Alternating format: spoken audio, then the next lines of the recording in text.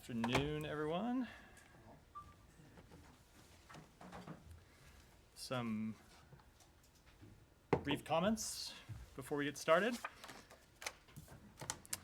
The Secretary has just announced a new visa policy under Section 212A3C, known as 3C, of the Immigration and Nationality Act to support Bangladesh's goal of holding free, fair, and peaceful national elections.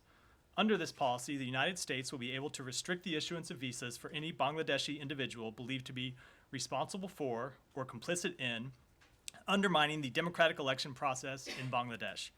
This includes current and former Bangladeshi officials, members of pro-government and opposition political parties, and members of law enforcement, the judiciary, and security services.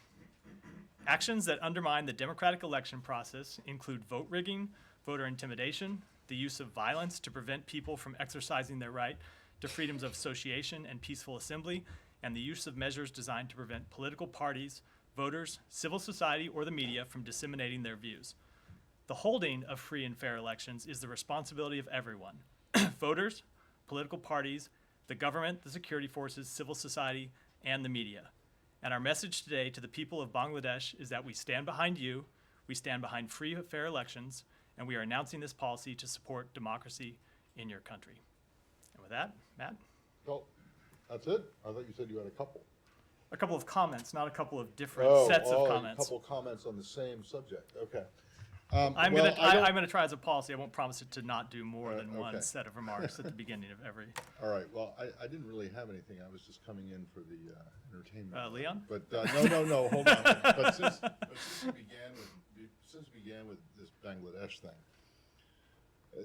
there haven't been any actual sanctions imposed, right? No, this is. Why do you need this? Can't you restrict visas anyway? The announcement of this 3C policy gives us the You already had the that. authority. Yes, but it gives us authority under this section of the law to impose Yeah, but you already visa had restrictions. that authority. Yes, but this gives us the ability to Well, signal. so Don't hold on. you guys do this all over the place, and then you don't announce any actual. We have sanctions. not taken any sanctions No, yet. I know, but you've if done- we see activities that interfere but with the if you election, we will do so. Let me just one thing. In addition to allowing us the ability to take action under this section of the law, we think it's important to send this signal to the people of Bangladesh that we back free and fair elections and are ready to take So it's basically action. a symbolic thing. It because is. you could revoke visas for So, anyone at any time for any reason. We believe there is importance in sending the message that we are ready to use the authorities under this But- section of the law. Okay, but there are, but. No just to announcements make of- no clear, announcements of there are sanctions today. None today. And when you do, if and when you do, because visa records are confidential, you won't tell us. Correct. Yeah. That's correct. But we So- will notify the people. And So what's the point? the point is signaling to anyone in Bangladesh who may be considering actions that would interfere with the ability of the Bangladeshi people to make their I'm voices sure heard, this will that be we a are grand watching and deterrent. Okay. we think it's an important step. Thank you. Yeah. Just to follow up on that, are you expecting that there will be rigged elections or irregularities because you're sort of doing this preemptive strike? Is that in any way a warning or criticism of the government and Prime Minister in Bangladesh? No, I think it is a signal by our part that we support free, fair, and peaceful elections in Bangladesh, and we have the ability to hold anyone accountable who hinders any free, fair election in the country. And it is a signal. It is a signal to all members of society, as I mentioned, military, security forces, members of the judiciary, that we have this ability and that we are paying attention. Yeah, usually you impose, these visa restrictions or sanctions when there's proof of irregularities. In this case, you're saying, watch out if, Correct. And if there is proof of irregularities, we will impose the appropriate measures. Yeah. Matt, hi. Are you able to say anything more on the Kremlin accusation that U.S.-made military hardware by pro-Ukrainian fighters were used on this raid in Russian border region? Kirby talked a little bit about it, but I wondered if you got any updates from yesterday and to him. I'll say that we are looking into the reports. We've obviously seen the reports by media organizations over the last 24 hours or so. As a general policy matter, we have been clear that we don't we don't support the use of U.S.-made equipment being used for attacks inside of Russia, and we're looking into the reports, but we have not reached any conclusions at this time. Do you anticipate when you might reach conclusions based on what you've seen on the investigation so far? I wouldn't or- want to prejudge either the outcome or when we'll reach that outcome, other than to say we're looking into it now and don't yet have any verified conclusions. Follow on that, if I may. Yeah. Yesterday, you articulated some skepticism Mm-hmm. about this equipment. Does that skepticism remain, or are you sort of more or less inclined in a given direction? So what I will say is, again, that we're looking into the reports. When I made the remarks I did yesterday, they were based on the images that we had seen circulating on social media, some of which we did have a great deal of skepticism about. Since then, there have obviously been media reports with additional images. We are looking into those reports, but as I said, we have not yet reached any conclusions about them. Okay, apart from the equipment itself, has the U.S. come to an independent conclusion as to who carried out these attacks? We have not. Is that an ongoing process? It is. We are looking into it, and I would say, as always, for questions about battlefield updates or updates on the ground, probably best to direct them to the Pentagon. Okay, and one more. If you can't comment on this specific instance, can you talk broadly about how the U.S. What safeguards it has in place to prevent U.S. supplied material to fall into the hands of, for example, sympathetic militia groups operating in Russia? So I will say that a few things. Number one, the government of Ukraine has shown that they take the responsibility to safeguard arms seriously. It's been something that's been a matter of dialogue between the United States and Ukraine since even before the conflict, and we began to provide them with the assistance they need to defend themselves. We're going to work to continue to ensure that the assistance we provide them complies with all U.S. laws and other applicable requirements. And we will continue to communicate to the Ukrainians what has been our very clear policy, which is we don't encourage or enable attacks beyond the borders of Ukraine. Last one. Yeah. If it is determined that U.S. equipment was used in this instance, what are the possible repercussions for Ukraine specifically? I think what I'll say is we continue to look into the reports, and I don't think it'd be appropriate for me to prejudge what the outcome of those what the outcome would be based on what we ultimately are able to conclude. Let me put it a different way. Take it out Yeah. of the hypothetical realm. I'm trying to figure out a way to start this without if. Without getting into a hypothetical, yeah. Exactly. Should it be determined that U.S. equipment was used, what is the consequence of that? Is there an end use, end user violation here? So that presupposes. No, it doesn't. I'm asking. Yes. I'm only. The should right? is slightly different than if, but I think gets you to the same place, which is we're looking into it, and I wouldn't want to prejudge what the outcome of that is before we reach Well, that's any fine, conclusions. but in general, would this be a violation of an end user agreement? Again, these are reports that we've not yet I'm not verified, so I don't want to. I'm not. In general, forget about this. Let's say. I'd let's rather talk about let's specific instances than Okay, let's generalities. say that it was, it could have been in, God knows where, I don't know, Madagascar, Yeah. okay? If, and again, all right, there's an if, but if U.S. weapons, U.S. provided munitions, equipment, military equipment, are used in a way that you find not to be compatible with U.S. law or the end user requirements, what is the consequence? I will say we have been very. Forget about this incident. I don't think it is possible to address this in general without my comments being directed at this specific incident. So I will say that we have been clear with our Ukrainian partners, as we have been publicly, that we don't encourage or enable attacks outside Ukraine. We will continue to have those conversations with them privately. But I do think, as I said, as long as we are looking into this matter, it wouldn't be appropriate to prejudge what any actions might be before we've reached a conclusion about what actually has happened. Can I follow on equipment, not this particular Yeah. equipment, but U.S. equipment and the use? And, the president announced that they will okay F-16s for Ukraine. Now, experts say that it takes about 12 months to train already aviators who are already elsewhere in some other air force. So, in the meantime, would the U.S., let's say, give a green light to, let's say, volunteers from other countries that may have already trained pilots on the F-16 to go and fly these airplanes? I don't want to speak to the actions of citizens of other countries. What I will say, we obviously have made clear that we are not putting U.S. The president's made clear from the outside said we're not putting U.S. military boots on the ground. I'll make clear that we have said that U.S. citizens should not travel to Ukraine. And then with respect to F-16s themselves, one general comment before I get into the specific policy, and the general comment is that one of the things that we have seen throughout the conflict is that the Ukrainians are a very quick study. So whatever estimates you may be citing about how long let me finish. How long it may take them to get up to speed.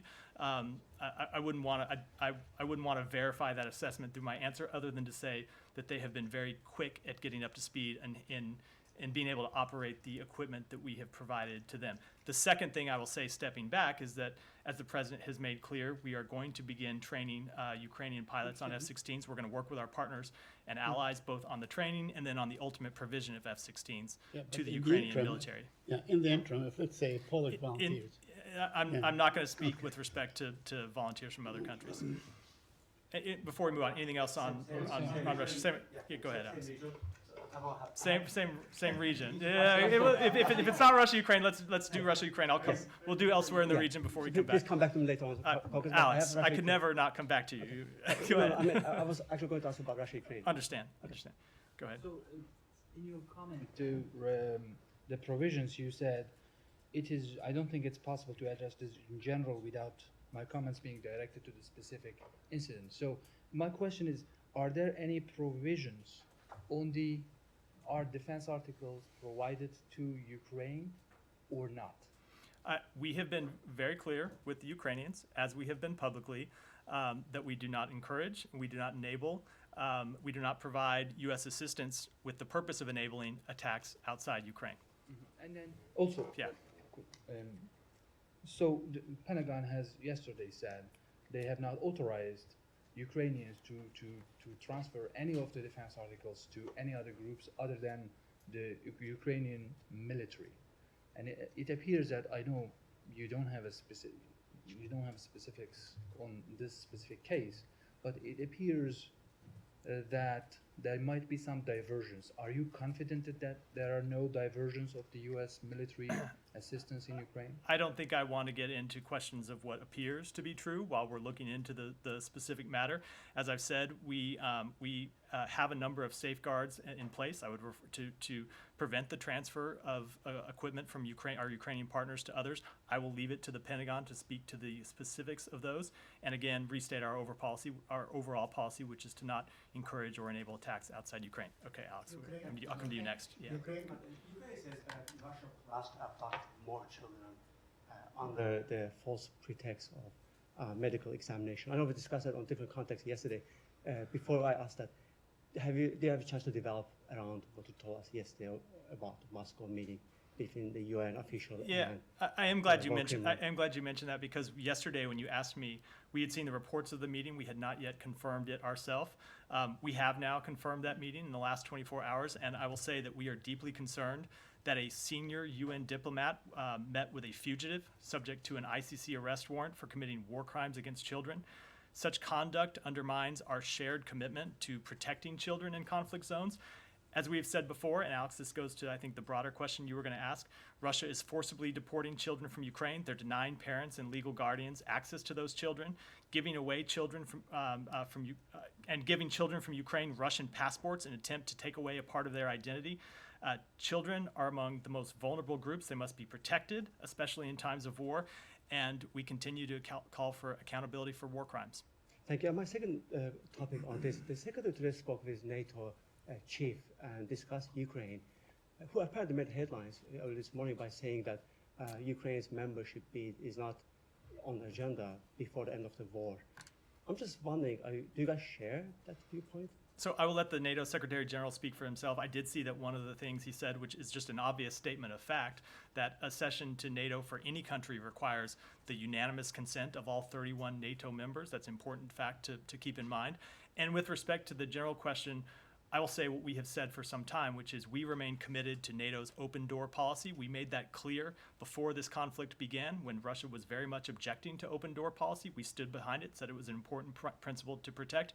But our focus right now, today, is giving Ukraine the military it needs to hold Russia accountable, to repel the Russian army from its borders, at the same time taking whatever actions we can to hold Russia accountable for its crimes. I understand this is not the Secretary's viewpoint. Last one, and then we'll- Yeah, just a follow-up. I'm just curious how helpful this is when NATO leadership comes out and signals that we will not accept Ukraine to NATO until or unless Putin stops the war. How do you guys send right signal to Putin? I'm the last person in this room to be the advocate of the devil, but do you think Putin will really stop the war if he gets a signal that NATO Again- will not accept Ukraine unless he stops the war? Again, I'm going to let the NATO Secretary General speak for himself, but I think the message we've sent to Vladimir Putin since the beginning of this conflict is very clear. Go ahead. Does the U.S. believe that Prigozhin's estimates in Bakhmut that 20,000 Wagner group forces were lost and 50,000 Ukrainian forces are accurate? Does the U.S. have its own estimates on the forces that were lost there? So I'm not going to speak for casualties on the Ukrainian side. Prigozhin says a lot of things publicly, some of them true, some of them I think not. But I would say that our assessment is that 20,000 would significantly undercount the number of Russian casualties in Bakhmut. Does the U.S. have their own estimate? We have said publicly 100,000 casualties in Bakhmut alone. Now that is not just dead; that's both dead and wounded, but around 100,000 casualties in Bakhmut. Still on Ukraine? Yeah. Yes, sir. We'll have plenty of time to come to other stuff. Thank you. Actually, I have two questions, but I will remain on India later on. As far as Ukraine is concerned, India's Prime Minister Narendra Modi, he met several leaders at the G7 meetings, including President Biden and also, of course, President Zelensky and other leaders.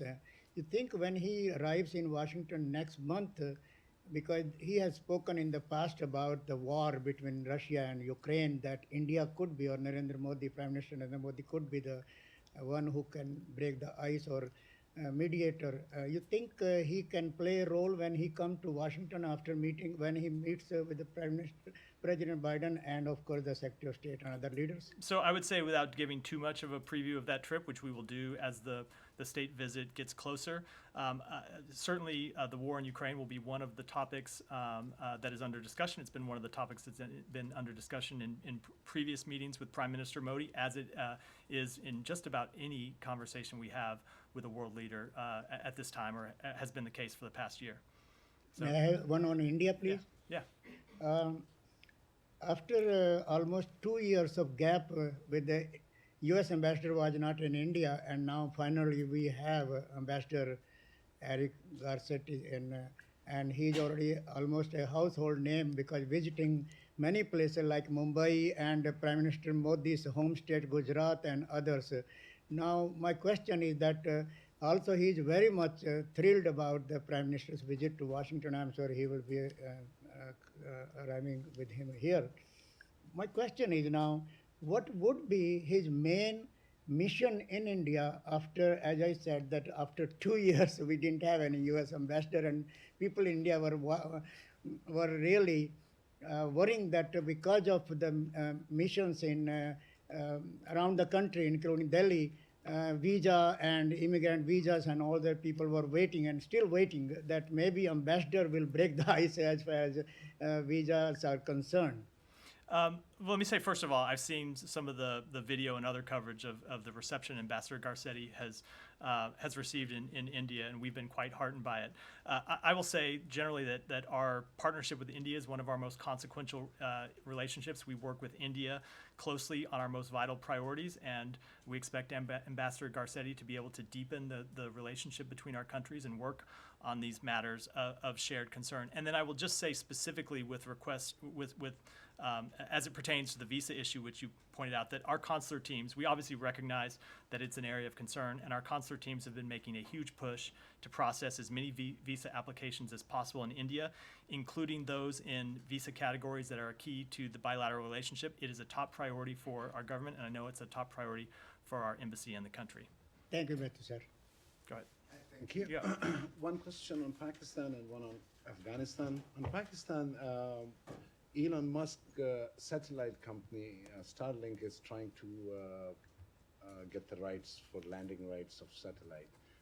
Does the State Department is aware of that? And if you could inform us what is the State Department position on these satellite companies giving connection to like locals? Like, is there a I'll have to Well- take that one back. I'm not aware. Okay, one other question on Afghanistan, which I've been continuously raising without any agenda behind it, is I asked State Department official through email several times, but they seem to not understand my question.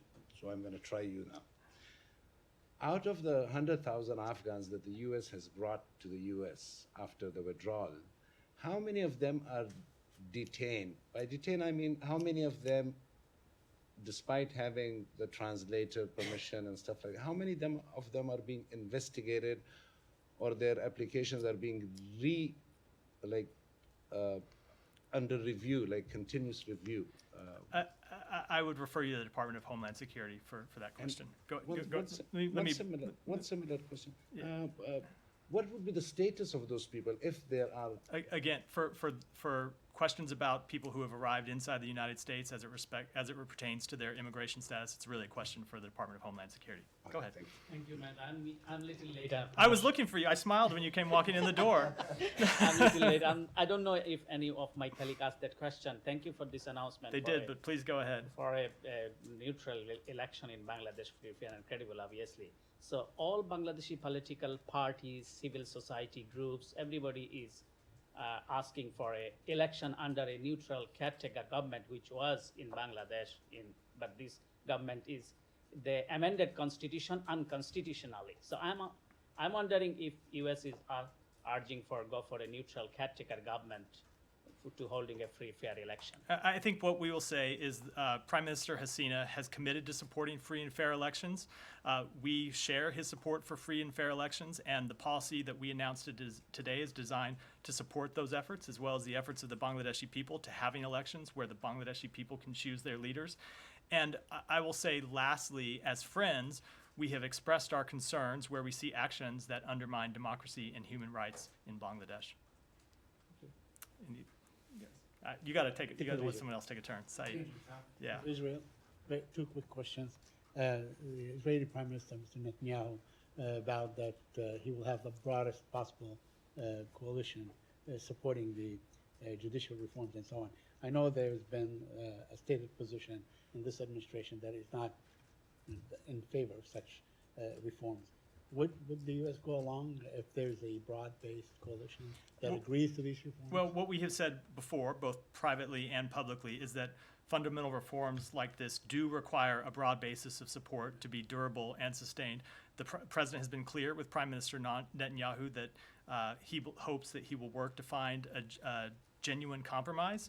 And the genius of both American democracy and Israeli democracy is they're built on strong institutions, on checks and balances, and on an independent judiciary. But ultimately, it is up for Israelis to find the best path forward. And until such an issue is resolved, we're not likely to see Mr. Netanyahu come to Washington. We will continue to state our principles, and I don't have any comment beyond that. I don't know if you know much about this, but it is alleged that next Sunday, they're going to a coalition will be endorsing levying 65% tax on Palestinian and Israeli, as a matter of fact, Palestinian and Israeli NGOs and so on. Many of those are actually financed or supported by the United States. Do you have any comment on that one, if this comes to pass? I won't speculate on things that might come to pass. I will just say, as a general matter, the United States supports the essential role of NGOs as part of civil society. We believe they're critical to democratic and responsive, transparent government, and we firmly believe that civil society should have the opportunity and space to operate and raise resources around the world. Thank you. Go ahead. Matt, thank you very much. Again, what is the State Department position regarding the newest reports showcasing illegal surveillance of human rights defenders, journalists, and even government officials in Mexico? Yesterday, the report was front page news in the New York Times. Today, the story is in the Washington Post. One of your closest allies is using a spyware that the U.S. has condemned. So for specific questions about this, I would refer you to the government of Mexico. However, let me state in general our position on spyware, which the president has taken action on. As you may be aware, in March, the president signed an executive order that prohibits for the first time the use by the U.S. government of commercial spyware that poses a risk to national security or has been misused by foreign actors to perpetrate human rights abuses around the world. We've also joined 9 other governments in a statement on efforts to counter the proliferation and misuse of commercial spyware. In 2021, the United States government added 4 foreign companies to the Department of Commerce entity list to stem the proliferation and misuse of tools used for repression. And finally, the U.S. government added NSO Group, the producer of Pegasus, to the entity list because of its spyware, which some foreign governments have used to maliciously target government officials, journalists, business people, activists, academics, and embassy staff. Understood, thank you. So I'm going to come back to you at the end, Alex. Go ahead. Thank you so much, Mr. Miller. One question on Afghanistan. Some Republican lawmakers and also, recently they said that the U.S. aids to Afghan people get to the hands of the Taliban. And they referred that to the Special Inspector General for Afghanistan, or SIGAR's report, that indicates that some of these aids that the United States sent to Afghan people ended up to the hands of the Taliban. Would you please clarify that? So a couple things. Number one, the State Department supports the Special Inspector General for Afghanistan's vital mandate to audit funds expended on reconstruction efforts in Afghanistan. We believe their audits are an important part of Afghanistan-related oversight. We have provided SIGAR with written responses to dozens of questions, as well as thousands of pages of responsive documents, analyses, spreadsheets, on and on about the programs that were part of the U.S. government's reconstruction in Afghanistan. And then, as we have stated before, more broadly on the issue, we could not be more clear on this. The United States does not provide funding to the Taliban. The State Department and USAID continue to work with the World Bank, with the UN, with NGOs, and other implementing partners and like-minded governments to provide humanitarian and basic needs assistance to the people of Afghanistan, not to the Taliban. And we require all of our partners that we work with to have safeguards in place to assure the assistance reaches those who need it. We have robust monitoring and reporting requirements from NGOs that implement any programs, including in unstable and unfriendly environments. And I would say there are several examples in which we have suspended operations where we suspected Taliban interference with the humanitarian efforts.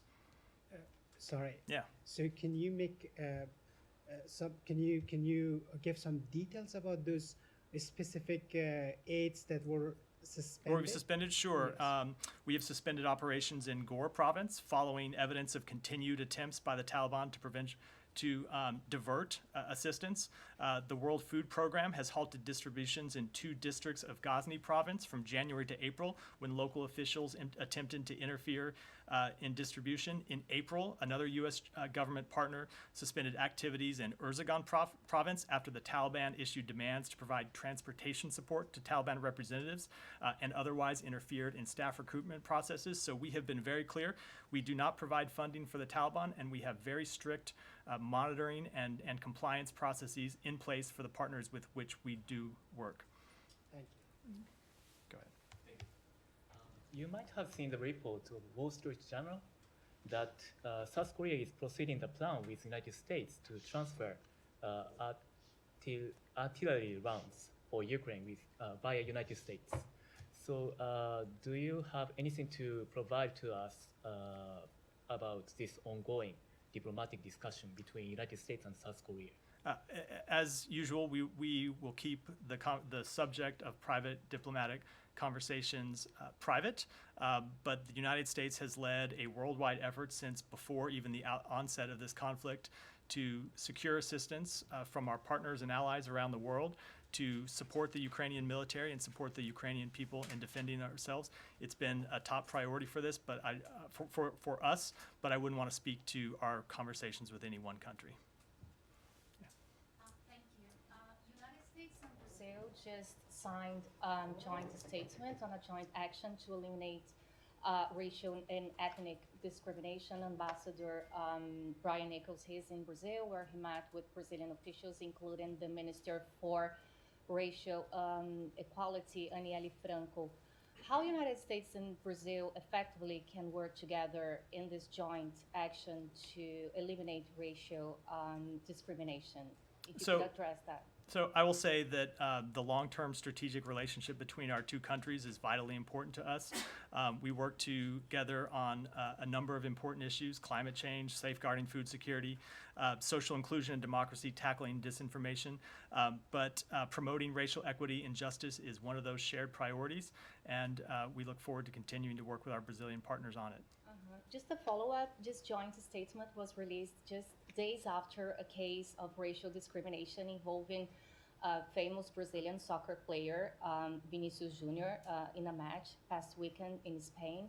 Today, a High Commissioner in United Nations for Human Rights, he asked for a joint effort to fight racism in sports. So in addition to this joint action among US and Brazil, what can be done collectively to fight racial discrimination globally? So let me just say that I saw the chants directed at Vinicius Jr. They were obviously horrific. I know that Spanish authorities, I believe, have taken action against them. Obviously, we condemn racism around the country, around the world, wherever it takes place, including in sports, and applaud any efforts to ferret it out and fight against it. Thank you. Yeah. China's Commerce Minister Wang Wentao is expected to meet Secretary Raimondo on Thursday, then with U.S. Trade Representative Catherine Tai on the sidelines of the APEC Trade Ministers meeting. Do you see either of these meetings as helping warm relations with China, and how will the recent Micron ban play into this? So with respect to the Micron ban, we will raise the concerns that we have directly with officials in the Chinese government. I have made clear from this podium the concerns we have about that specific action. I will leave it to the Departments of Commerce and, of course, the U.S. Trade Representative's Office to comment specifically on any meetings that their offices hold. But I will say, in general, we have always made clear that we think it's important to maintain dialogue with the Chinese government officials, both from the State Department and from other offices and inside the United States government, and we will continue to do so. Yeah, Abby. Different topic, but also in China. Does the U.S. have any reaction to the new wave of COVID that is going across China right now? Authorities are estimating 65 million people a week would be infected by the end of June. It's mostly the XBB variant, as I understand. It's been in the U.S. as well. So we continue to monitor the reports of a second wave of COVID-19 cases in the PRC. We've been having discussions about them with our allies and partners. We don't want to see people anywhere, obviously, suffering from COVID-19. The U.S. government remains committed to working with the PRC on transnational challenges, including on global health matters and maintaining open lines of communication. And in conjunction with the CDC, we are monitoring the situation, but don't have any updates at this time. In those discussions with your allies and partners, is there any discussion of travel restrictions coming up again?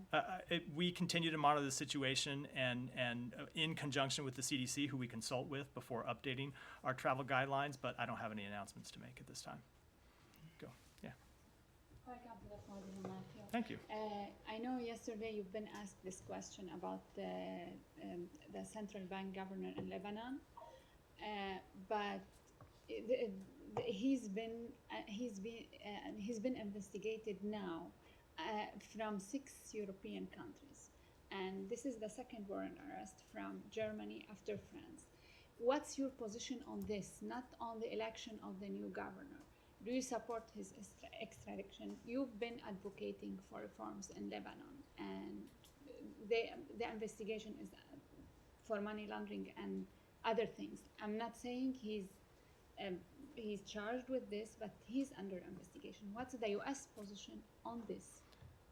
I would say that extradition matters that pertain to the governments of France and the governments of Germany, we will leave to the governments of France and Germany to talk about. I will say In general, we understand that the central bank governor has announced that he will not extend his position when it expires on July 31st, and it is for the Lebanese government to determine who serves in his position after that time, and the United States will work with whoever the designated governor is in his or her official capacity. But with respect to any extradition matters, I think it's appropriate for me to leave it to comment to the countries directly involved.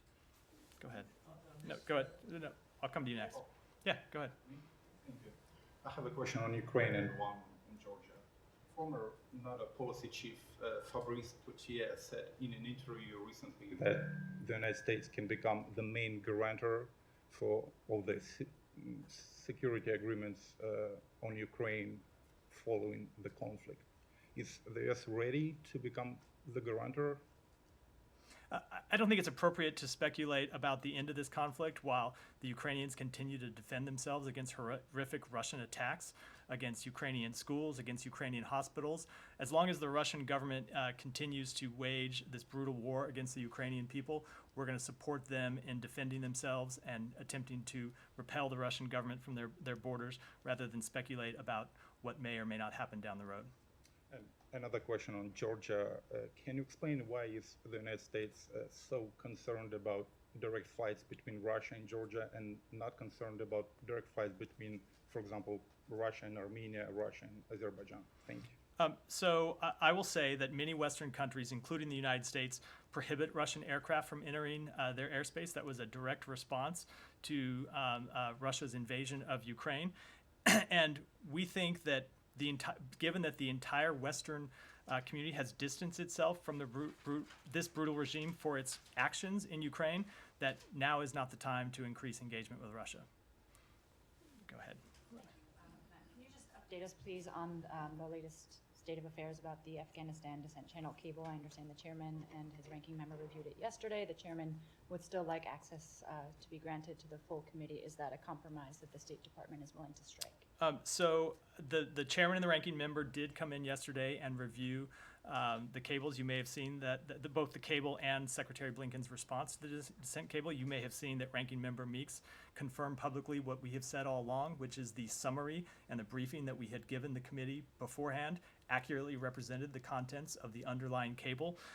We obviously have seen the chairman's public remarks. We will continue to engage with them privately, but we think it was an extraordinary accommodation, as I said yesterday, to provide them with access to this dissent cable, something that the State Department has never before done. We do believe it's important that we continue to protect this channel, which State Department employees use to provide candid feedback to our leaders, but we will continue to work with the committee and hope to, as I said yesterday, reach an ultimate resolution. Have State Department employees expressed concern about this precedent that you've set now? I'm going to keep, certainly there has been concern expressed in the building. I do think State Department employees value the candid feedback that they can give in this channel. We have thought it's important that we protect their ability to continue to do so without fear that their comments be made public or that there be retribution against them. But given the concerns that Congress has expressed and given the need to accommodate their oversight function, which is a legitimate responsibility that they have, we did provide them with this extraordinary resolution that we think should have resolved the matter, but we will continue to engage directly with them. Alex, and this will be the last question. Always, always. I had on actually Armenia, Azerbaijan, but just want to follow up on the question was asked by a gentleman from Russia. Has there been any clear communication between Washington and Tbilisi over your concerns? But this has been around for a long time. I'm going to keep those any conversations we might have private. Okay. Have you conveyed your concern over Lavrov's sanctioned daughter being invited to Tbilisi? I will keep any conversations that we may or may not have had private. Okay. So it's my understanding that senior advisor on Caucasus negotiation issues, Mr. Boris Bono, is currently in the region. Do you have any readout on his trip? Where is he going after Baku? I don't, other than to say that we continue to engage in discussions. We welcome the reports that the parties are continuing to engage in discussions themselves. We reiterate our conviction, as Secretary Blinken made clear last week, that peace is within reach, that direct dialogue is key to resolving issues and reaching a lasting peace, and we will continue to support the parties in this endeavor, including by engaging with them directly. As Thanks, you know, just to clarify, it was about Armenia, Azerbaijan. The leaders are invited to Moscow tomorrow to meet with Putin. Is it your understanding this time things might be different? I will say about that, we support direct talks between the two parties. We believe that direct talks are important to achieving an ultimate lasting resolution, which we do believe is within reach if the two parties are able to come to agreement to bridge their differences. And we support those talks taking place, whether they be in Washington, as they were last month, whether they be in Brussels, as they were a couple weeks ago, or really anywhere in the world. The important thing is that these two parties continue to talk to each other. Thank you all.